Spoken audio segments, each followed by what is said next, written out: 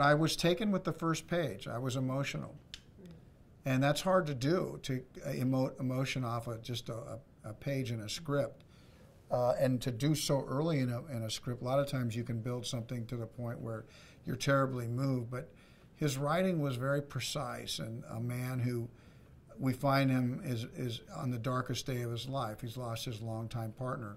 Turns out he's also had another significant loss, his daughter, his only child, which you never recover from. So when we find this man, he is broken. Michael keeps us right on its edge, and what happens is this man continues to raise his child only to be confronted by the other half of the family that represents the father that biologically is the father of this child, because to this point he hasn't been involved. So he's really basically a biological father.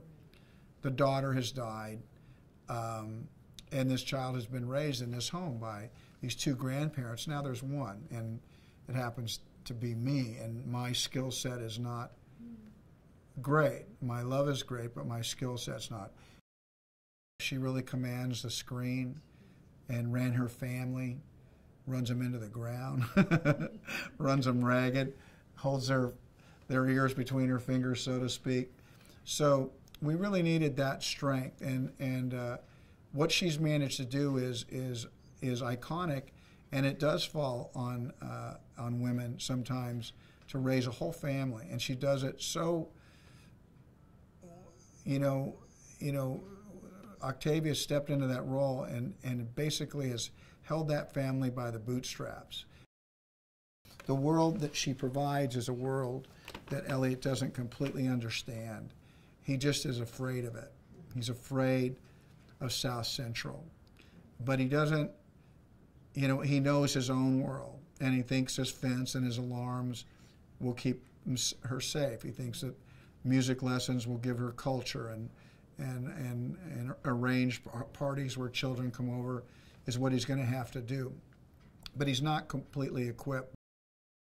This is a beautiful family down there. Their family has flaws, okay? Just like my family has flaws. And so black and white gets a little gray. There's a quietness in her that can be really appealing and show the pain. There's that little girl quality leaps out, and we managed to find that. Mike has done an incredible job with her, and we needed for her to be great. We did. We didn't need for her to be average in a great part. She was great in a great part. There's something absolutely unique about him as a writer and as a director, and he's not only a formidable comic and recognized by other comics as a stand-up, he is on the verge of being iconic, if you ask me, because of his ability to actually direct. So he's gone another step above and beyond. This guy has really directed a beautiful movie. He has managed this set, and I think everything that Mike knows came into focus for this movie. What a find he is. I mean, he's been a good screen partner. He's been fun for me off camera. He has a tremendous following in the comedy world, but they're going to be surprised at how really great he is in this movie. And I hope that his base does come to this movie. And whether they do or not, those that find Bill and are unaware of his comedy are going to see him as a very empathetic character with a tough job, which is, trying to hold on to a functioning alcoholic. I think that's what can make this movie classic, are these themes where we want to recognize our own love and our own loss.